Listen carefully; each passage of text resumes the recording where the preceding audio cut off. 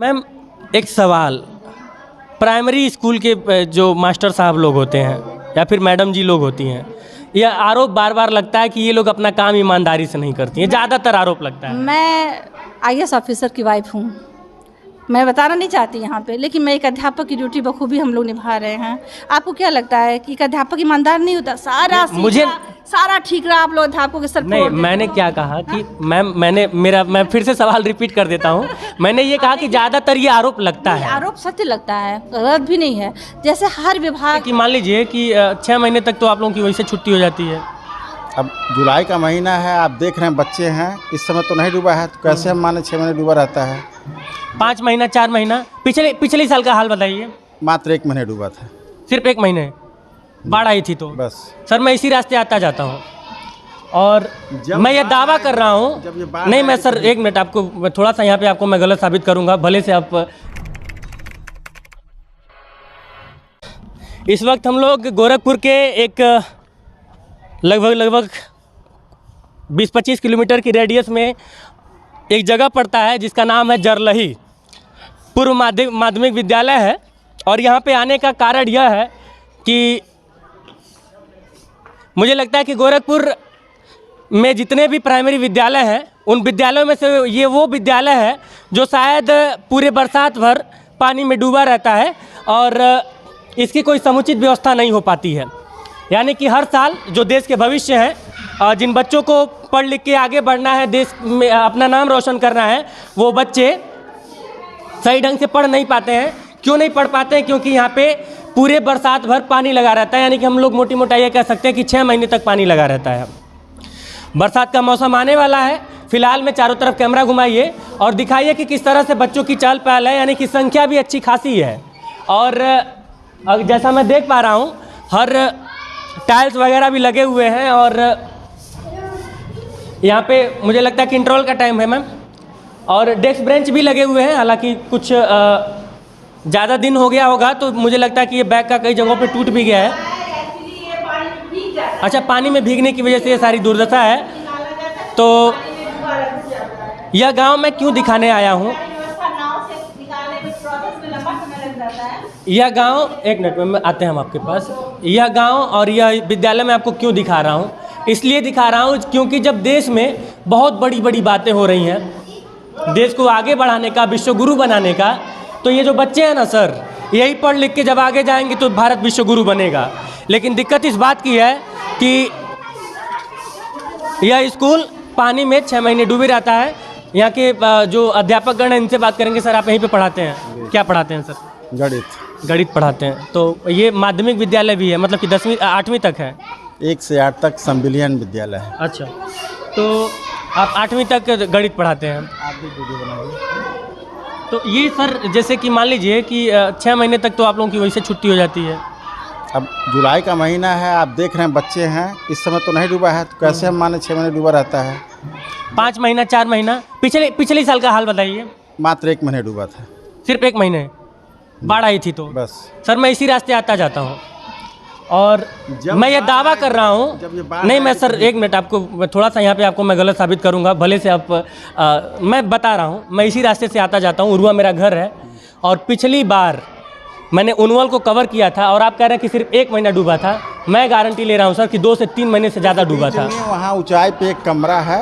हाँ तो ये कहिए ना कि उधर आप लोग कर रहे हो, लेकिन ये विद्यालय तो डूबा रहता है ना? विद्यालय डूबा था, लेकिन हमारे पढ़ाने की व्यवस्था प्रधान जी ने कर रखा था, वहाँ हम लोग पढ़ा रहे थे। हाँ, तो क्या परमानेंट कोई सोल्यूशन नहीं है इसका?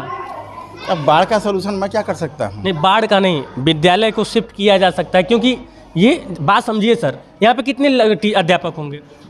ये शिक्षा मित्रों को लेकर कुल 9। अगर मान लीजिए एक ऑन एन एवरेज शिक्षा मित्र कितने होंगे? लगभग 2। बाकी लोग मेन टीचर हैं। हाँ, यानी कि 7 टीचर। तो 7 अगर मोटी मोटा सबकी सैलरी में 40,000 भी मानूँ तो कितना, इतना तो होगा ना, 40-50, किसी का 60 होगा, ऐसे ही होगा। हाँ। लेकिन मैं मोटी मोटा अगर 40-50 मान लूँ तो 5 7 35 3.5-4 लाख रुपया महीने जा रहा है इस विद्यालय के लिए। और जो बच्चे के लिए सुविधा के लिए आ रही है तो मैं मोटी मोटा 4 लाख ही मान लेता हूँ। 4 लाख तो भारतीय मतलब कि जो कोष है, जो भारतीय लोग जो टैक्स देते हैं आम जनता, उनके जेब का 4 लाख तो जा रहा है ना हर महीने इस विद्यालय पे। तो वो 4 लाख अगर बचेगा और वो बच्चे जो मतलब कि इधर उधर हो रहे हैं उनका एक परमानेंट सोल्यूशन होना चाहिए कि नहीं होना चाहिए? ये शासन की व्यवस्था है हाँ इसमें। बिल्कुल, मैं आपको इस जिम्मेदार नहीं ठहरा रहा हूँ, मैं बातचीत करके। हाँ, मैं विद्यालय शिफ्ट करा पाऊँ ये हमारी।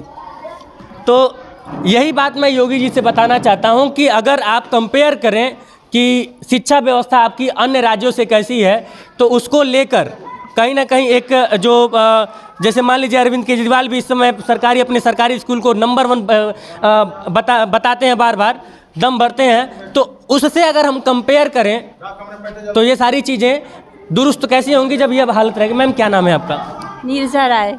अच्छा, तो मैम आप यहाँ पे अध्यापक हैं, कितने साल से यहाँ पे पढ़ा रही मैं हैं? 12 साल से पढ़ा रही हूँ। 12 साल से। मैम लेकिन ये विद्यालय डूबा रहता है हाँ ज़्यादातर। जी हाँ, बिल्कुल, ये शिकायत आपकी नहीं हम लोगों की भी है, क्योंकि हम लोग को फिर अदर कहीं जाकर के जगह ढूंढना पड़ता है, किसी के घर जाकर के व्यवस्था बनानी पड़ती है, जो कि बिल्कुल ही सुविधाजनक नहीं लगता है हम लोगों के लिए। और बच्चों की पढ़ाई जो हम लोग इतनी मेहनत 1-1.5 महीना तो स्टार्टिंग शुरू करते हैं, तब तक फिर ब्रेक हो जाती है वो चीज़ें, और फिर वो काफ़ी डिस्टर्ब हो जाता है, कहीं ना कहीं हम लोग का भी हौसला पस्त होता है। मैम एक सवाल, प्राइमरी स्कूल के जो मास्टर साहब लोग होते हैं या फिर मैडम जी लोग होती हैं, यह आरोप बार बार लगता है कि ये लोग अपना काम ईमानदारी से नहीं करती हैं, ज़्यादातर आरोप लगता है। मैं IAS ऑफिसर की वाइफ हूँ, मैं बताना नहीं चाहती यहाँ पे, लेकिन मैं एक अध्यापक की ड्यूटी बखूबी हम लोग निभा रहे हैं। आपको क्या लगता है कि एक अध्यापक ईमानदार नहीं होता? सारा ठीक रहा, आप लोग अध्यापकों के सर फोड़ नहीं, देते मैंने हैं। क्या कहा कि मैम मैं फिर से सवाल रिपीट कर देता हूँ। मैंने ये कहा कि ज़्यादातर ये आरोप लगता है। आरोप सत्य लगता है, गलत भी नहीं है। जैसे हर विभाग में कुछ अच्छे और कुछ बुरे लोग होते हैं, अभी जोश है, जुनून है, बस ध्वस्त होता है, बार बार टूटता है, कभी कुछ विभाग की तरफ से, कभी कुछ आपके ऑफिसर्स की तरफ से, कुछ हम लोग कुछ करना भी नया चाहते हैं तो गार्जियंस सपोर्ट नहीं करते हैं, बहुत सारी प्रॉब्लम्स। सिर्फ अध्यापक चुनौतियाँ हैं, सिर्फ अध्यापक ही जिम्मेदार नहीं है, हमारा हौसला पस्त होता है, बार बार होता है, फिर भी हम हिम्मत नहीं हारते हैं। सारे मैडम्स देखिए, आप सारे मैडम लोग उपस्थित हैं, मैं भी यहाँ पे हूँ, तो ये तो आरोप आप नहीं लगा सकते कि नहीं, मैं आपके ऊपर स्पेशली आरोप नहीं लगाया हूँ मैम। मेरे ऊपर आप नहीं, अध्यापक वर्ग के ऊपर मैंने कहा। मैंने ये कहा कि ज़्यादातर मतलब कि ज़्यादातर जगहों पे इल्ज़ाम लग जाता है। बिल्कुल, और सत्य भी है, लेकिन अब वो समय बदल चुका है भाई मेरे, अब वो समय नहीं रहा कि जो कि अध्यापक जो है बच जाएगा या कहीं चला जाएगा, सारी चीज़ें ऑनलाइन हो गई हैं। लेकिन मैम इस बात के लिए मैं आपको सैल्यूट करना चाहूँगा कि यदि आप एक IAS ऑफिसर की पत्नी हैं और उसके बाद भी अपना काम बहुत ईमानदारी से आके यहाँ पे कर रही हैं, तो इसके लिए आप बधाई के पात्र हैं। और आप लोगों को जो मतलब कि वो जो लोग स्कूल में जाती हैं, कुछ मैम लोग, और एक कुर्सी पे बैठती हैं, दूसरी की कुर्सी पे पैर रहता है और ट्यूटर लेके बिनती हैं, उन लोगों को मैम से सीखना चाहिए। और दूसरी बात ये कि शासन प्रशासन के लोगों से निवेदन है, इस मैम कितने बच्चे होंगे लगभग? जी यहाँ पे लगभग हमको 45-47 हमारे जूनियर सेक्शन में, और सर प्राइमरी में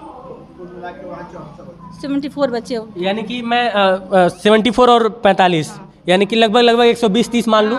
तो शासन प्रशासन से निवेदन है, 120-30 यानी मोटी मोटा मैं 150 कह लेता हूँ, 150 बच्चों का सवाल है सर, कुछ कर दीजिए ताकि पानी लगना यहाँ पे बंद हो जाए। कम से कम चारों तरफ से एक बड़ा बाउंड्री वाल लगा के घिरवाई दीजिए, और नहीं घिरवा पाते हैं तो सर इसको किसी ऊंचाई वाली जगह पे शिफ्ट कर दीजिए, क्योंकि हर साल बाढ़ आता ही आता है। एक आध साल गलती से भगवान भूल जाए कि हाँ बाढ़ लाना है यहाँ पे तो अलग बात है, लेकिन हर साल यहाँ पे बाढ़ आता है।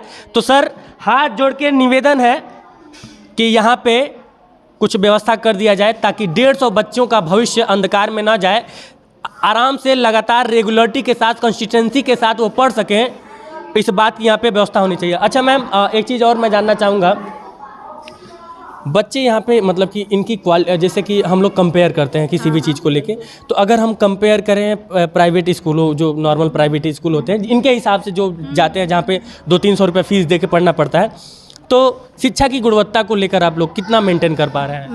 मैम इस बात की जानकारी आपसे ईमानदारी से चाहूँगा। मैं बिल्कुल ईमानदारी से बताऊंगी कि मुझे कहने में बिल्कुल संकोच नहीं होता कि कभी कभी कुछ बच्चे मुझे ऐसे एडमिशन करने पड़ते हैं शासन की व्यवस्था के अनुरूप, जिसे कुछ भी लिखना पढ़ना नहीं आता हो, मुझे 5th में एडमिशन करना होता है, 6th में एडमिशन करना होता है, और ऐसे बच्चों को मुझे फिर से, मैं क्लास इंग्लिश की टीचर हूँ, मुझे ब्लैक बोर्ड पर लाइनिंग खींच करके फिर से मुझे अब आप बताइए, बुक्स लग गई हैं, मैं ABCD पढ़ा रही हूँ, कैसे मैं कोर्स कंप्लीट करूँ? मैं कैसे कोर्स कंप्लीट करूँगी? मैं बच्चों को आ ही नहीं आ रही। अब हम लोगों ने एक समाधान निकाला है, जिन बच्चों को नहीं आता उनको अलग बैठा रहे हैं और जिनको आ रहा है उनको अलग, क्योंकि उनका नुकसान हो रहा है। तो हम लोग भी सलूशन ढूंढते रहते हैं। अभी आज हम लोग टीचरों ने एक अपना आपस में संगठन बनाया, बात की है कि जो बच्चे वो कॉपी ला कहने पर नहीं ला रहे हैं, तो हम लोगों ने अपने हम लोग सोचा कि हर महीने हम लोग 500,000 अपनी सैलरी से डोनेट करेंगे, बच्चों को कापियाँ सब बच्चों को देंगे और उस कापियों को यहाँ रखेंगे, क्योंकि आप जैसे मीडिया वाले आएंगे तो प्रूफ रहना चाहिए कि मैं बच्चों को क्या पढ़ा रही हूँ, क्योंकि उस पर चटनी खा लेंगे घर ले जाकर, वो फाड़ देंगे उसको, ठीक है। तो मैं क्या दिखाऊंगी कि मैं क्या कर रही हूँ बच्चों के साथ, ठीक है। तो जो प्राइवेट सेक्टर में होता है, मैं डायरी नहीं मेंटेन कर सकती, तो एक स्कूल में कॉपी बना करके होमवर्क दे सकती हूँ, उस पर नोट कर सकती हूँ, गार्जियन से लिखवा सकती हूँ। आज हम लोगों ने बैठ के डिसाइड किया कुछ नए सिरे से कुछ करना है। मैंने कहा ना, जुनून है, हौसला है, पर कहते हैं ना पस्त होता है बार बार टूटता है, ठीक है। उसको मेंटेन करने की मैम थोड़ा सा मैं बच्चों से भी मिलना चाहूँगा। बिल्कुल आइए क्लास 8 के बच्चे हैं और क्लास 6 यहाँ पे भी मिल लेते हैं। क्या हाल है बच्चों? इंट्रोल हुआ था, हमको नहीं बैठाओगी? अच्छा यहाँ पे तो हम आएंगे ही नहीं, कोशिश कर लेते हैं। क्या नाम है? अंशिका। अंशिका। अंशिका बेटा कौन सी क्लास में पढ़ती हो? 7 में। ये बताओ कि तुम्हारे क्लास में सबसे तेज बच्चा कौन है? सबसे तेज कौन लगता है तुमको सबसे ज़्यादा ये तेज है? फिर भी मतलब वो कैसा है पढ़ने में? वो लड़की है कि लड़का है वो? लड़का। अच्छा लड़का है। अच्छा अच्छा। इसको हम लोगों ने, अब मुझे मजबूरी है कि मैं दिस दो चार्ट में तो नहीं पढ़ा सकती, तो मैंने इसको सारे मेरा जो चैप्टर है उसको एक एक अक्षर एक एक वर्ड्स का मैंने मीनिंग लिखी है मैंने, और उसको पोएम लर्न करा। तो ये बताओ क्या क्या आता है तुमको? डर रही हो क्या? हम यहाँ पे बैठ के बतिया रहे हैं, डर रही हो? डरना नहीं है। मैं भी तेज हूँ। तेज हो? अच्छा चलो ये बताओ कि टेबल कहाँ तक आता है? 100 तक। टेबल पहाड़ा? पहाड़ा 6 तक।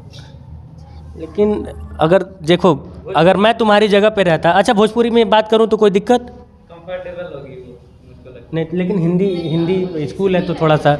अच्छा ये बताओ, अगर मैं 7वीं में पढ़ता अंशिका, और मुझसे कोई पूछता कि तुम्हारे क्लास में सबसे तेज लड़का कौन है, तो पता है मैं क्या कहता? मैं कहता मैं हूँ। फिर हमसे पूछते तुमको पहाड़ा कितने तक आता है, पता है मैं क्या कहता? मैं कहता कि अब 7वीं में पढ़ रहे हैं तो कम से कम 20 तक तो पहाड़ा आना चाहिए ना, आना चाहिए ना? यस। तो अब 20 तक कब याद करोगी? कोशिश करेंगे। कोशिश करोगी, और कोशिश करने वालों की हार नहीं होती। कितने दिन में याद करके सुनाओगे? हम दोबारा आएंगे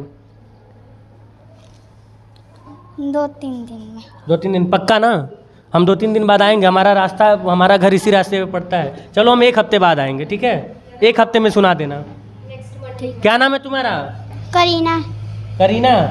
कौन सी क्लास में पढ़ती हो? 7th में। पहाड़ा कितने तक याद है? 7 तक। 20 तक कब याद होगा? 20 4 महीना में। 4 महीना में? 4 महीना में तुम 20 तक पहाड़ा याद करोगी? तब तुम 7 कैसे पास होगी जी? अच्छा जोड़ घटाना गुड़ा भाग आता है? भाग नहीं आता है। नहीं आता है। गुड़ा आता है?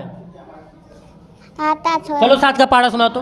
7 7 1 7 7 2 40 7 2 21 7 2 55 35 7 4 6 जा 7 6 42 7 7 49 7 6 7 8 54 7 56 7 9 63 7 10 70।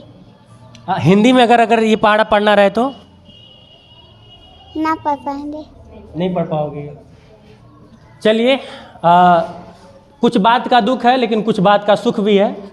सुख इस बात का है कि वो बच्चे जिनको जैसे कि जब हम लोग के दौर में दादा परदादा की बात हुआ करती थी तो वो लोग कहते थे बेटा जब हम लोग हाई स्कूल में गए मतलब कि 8वीं पास किए तब ABCD पढ़ना स्टार्ट किए।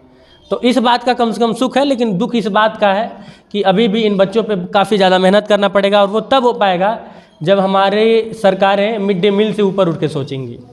मैं ये नहीं कहता हूँ कि उसकी व्यवस्था ना की जाए, उसकी भी व्यवस्था की जाए। अच्छा ये बताओ, इंटरवल में क्या क्या बना था आज यहाँ पे? आज सब्जी रोटी। क्या क्या कौन सी सब्जी बनी थी? आलू की। अच्छा, और रोटी बना था। कितना रोटी खा लेती हो एक दिन में? यहाँ पे कितना रोटी खाती हो? एक में पेट भर जाता है? अच्छा, तो सब मिला जुला के बस यही कहूँगा कि 150 बच्चों का मुख्यमंत्री जी आपका जिला भी है, और सांसद शायद रवि किशन होंगे यहाँ पे। अरे सांसद जी नमस्ते। ये हो सके तो ये वाला स्कूल आप गोद ले लीजिए, ईमानदारी से गोद लीजिएगा। और जो आप कहते हैं कि गोरखपुर में सब बा, यूपी में सब बा, तो यूपी में इहो बा, निवेदन बा कि यूपी के ए स्कूले के गोद ले लें, आ चाहे कोनो उद्धार करवा दें। आपके संसदीय क्षेत्र पड़ेला, और यहाँ जो लड़के पढ़त बानन सन, उनके बाबूजी लोग, उनके मम्मी लोग, उनके चाचा चाची लोग, उनके घर वाले लोग वोटर हम 2024 के चुनाव बा, तो एक अच्छा टीआरपी मिल जाए जो आपकी चाहत रहेला हमेशा, और ओकरे साथे साथे लइकन के उद्धार हो जाए और देशभक्ति कैले के मौका भी मिल जाए। उम्मीद बा कि यूपी में सब बा वाला जो आपके गाना हवे ओमन इहो जोड़ लेबे कि हाँ यूपी में एठे स्कूलो बा, और जौने के विकास करवावल जरूरी बा, जौने के लेके काम करवावल बहुत जरूरी बा। जरलही में शुरू में ही इंट्रो में ही बोला कि जरलही ऐसे उनवल जब आप आएंगे तो उनवल से मतलब कि एंट्री करने से पहले ही जो गांव एक पड़ता है जरलही, बिल्कुल पुल के बगल में है, खाल में है, मतलब कि एकदम ढलान में है, और यहाँ पे हर साल सर पानी लगता है और बच्चों की पढ़ाई बाधित होती है। और सबसे बड़ी बात यह है कि मैम ने भी अभी यहाँ पे बताया कि हम लोग का हौसला टूटता है उस वक्त, लेकिन उसके बाद भी हम लोग नए सिरे से शुरू करने का प्रयास करते हैं। और इन बच्चों के अंदर जो थोड़ी बहुत कमियां हैं ना, अपार संभावना है अगर इन पे काम किया जाए ढंग से। हालांकि हम जैसे पत्रकार लगातार कोशिश कर रहे हैं कि हम लोग लगातार ऐसे स्कूलों पे विजिट करें, और विजिट करने के साथ साथ जब हम विजिट करेंगे तो जो लोग ईमानदारी से काम नहीं कर रहे हैं ना, उनको भी मजबूरन करना पड़ेगा, लेकिन वो तब कर पाएंगे जब व्यवस्थाएं सही से मिलेंगी। उम्मीद करता हूं कि सांसद जी, और मैं ये आपको वीडियो व्हाट्सएप भी करूंगा, शायद आप देख लें, और जरलही वाला जो विद्यालय है उसको गोद ले लें, या फिर जो मर्जी वो करें, बस इस विद्यालय का उद्धार करवा दीजिए सर। हर साल पानी लगता है, वो ना लगे सर। और सर ये जो बच्चे हैं क्या नाम है? आदर्श। एज है, ड्रेसवा कहाँ है तुम्हारा? ड्रेस नहीं है। कहाँ है ड्रेस नहीं है? पैसा नहीं है। पैसा तो खाते में गया था ना? हमें नहीं गया है। तुम्हारे में नहीं गया था? तुम्हारे में भी नहीं गया था? मेरे तो ये ड्रेस कहाँ से आया तुम लोग का? सर ये पहले वाला है। पहले वाला है, तो ये भी समस्या है सर। प्रचार बहुत तेज़ी से होता है कि बच्चों के खाते में पैसा पहुंच गया है, वही है सब्सिडी वाला आज गैस सिलेंडर वाला। शुरू में आराम से बहुत अच्छे से दिया गया, और उसके बाद से फिर अब रो रहे हैं सब लोग।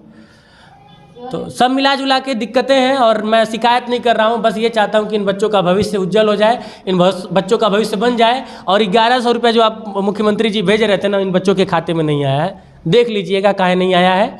बाकी कैमरे के उस पार से मेरा सहयोग कर रहे हैं यशवंत, और इस विद्यालय का बाकी कवरेज हमारे जो साथी पत्रकार आए हैं वो आपको दिखाएंगे। लेकिन फिलहाल में जो मुद्दा है ना, वो यही है कि इस विद्यालय को पानी में डूबने से बचा लिया जाए, ताकि इन बच्चों का भविष्य डूबने से बच जाए। बहुत बहुत शुक्रिया। जय हिंद।